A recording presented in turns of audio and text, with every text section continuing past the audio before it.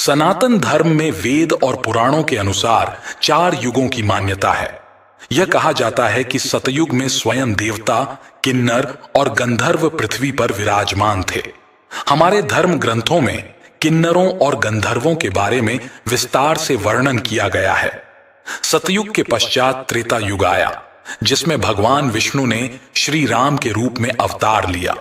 द्वापर युग में भगवान विष्णु ने श्री कृष्ण के रूप में अवतार लिया और इनकी लीलाएं मानव मात्र को कलयुग में धर्मपरायण जीवन यापन करना सिखाती हैं।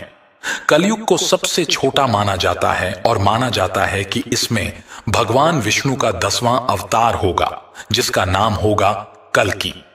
वर्तमान समय में हम कलयुग में हैं, जिसे विष्णु पुराण में कलयुग के दुखद स्वरूप के रूप में वर्णन किया गया है।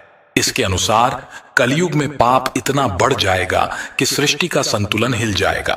कन्याएं मात्र 12 वर्ष की उम्र में गर्भवती हो जाएंगी।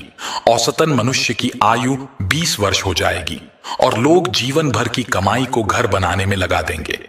पराशर ऋषि से सभी देवताओं ने पूछा कि सभी युगों में कौन सबसे उत्तम है, तो ऋषि ने वेद व्यास जी के कथनों का सारांश देते हुए समझाया कि सबसे उत्तम कलयुग है। व्यास जी ने विष्णु पुराण में कलयुग को धन्य और सबसे उत्तम माना है। श्री वेद व्यास जी ने वेदों का वाचन किया और भगवान गणपति लिखित रूप में प्रस्तुत किया। श्री वेद व्यास जी को वेदों का रचनाकार माना जाता है।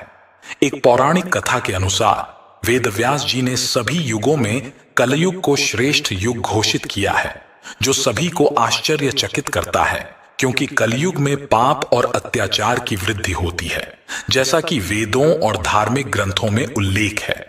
इस पर आश्चर्य होता है कि ऐसे कलयुग को कैसे सबसे श्रेष्ठ माना जा सकता है।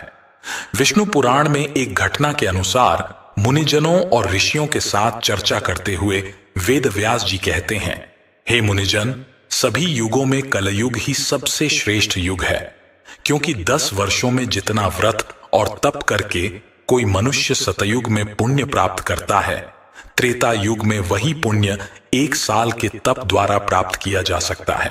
इसी प्रकार उतना ही पुण्य द्वापर युग में 1 महीने के तप से प्राप्त किया जा सकता है और इतना ही बड़ा पुण्य कलयुग में 1 दिन के तप से प्राप्त किया जा सकता है।